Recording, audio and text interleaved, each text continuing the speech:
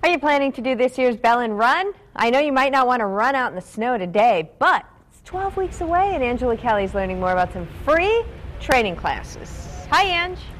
Hey, yes, that's right. Well, you take a look out the window and you think, oh, who would want to train in weather like this? Well, if you have the right gear, it's possible to do it comfortably. This is Nate Vandervest. He is a running specialist for Bellin. Good morning to you. Good morning. So why don't you bring us through some of the gear that you use in this type of weather? Yeah, for this type of weather, obviously you're going to want to dress up, so you're going to want a pair of good running pants or insulated wind pants, something like that. You also want to probably have hat and gloves. That's going to be essential. You want to stick with the high-tech fibers, the moisture-wicking fibers, a good windbreaker, like the one I'm wearing. They have reflective material on, otherwise a very high visible vest or something like that. Is all things that you're going to want to wear in colder weather. Okay, great. Well, let's hope it doesn't stay like this for long, right? Right. It's going to start getting nicer. What would we want to be thinking about then? Yeah, so for when it does get nicer, you're going to want to think of things like a running hat. It's just a real lightweight hat, basically pretty flimsy, but it'll keep the sun out of your eyes. Different types of socks you're going to want to wear. There's fit socks, there's smart wool. You also have the smaller microfiber socks.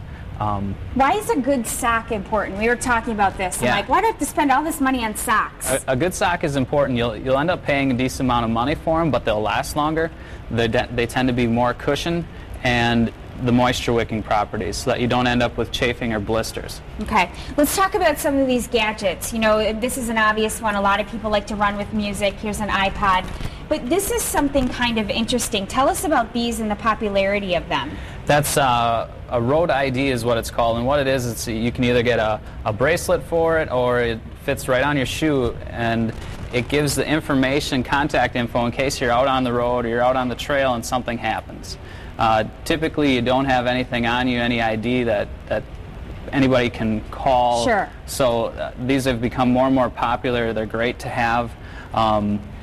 So that's one of the things that I recommend getting. They're fairly inexpensive. Okay, before we go, real quick, tell people about these free training classes offered on Wednesday nights. Yeah, we have the Run a Better Bellin class. It's at 6:30.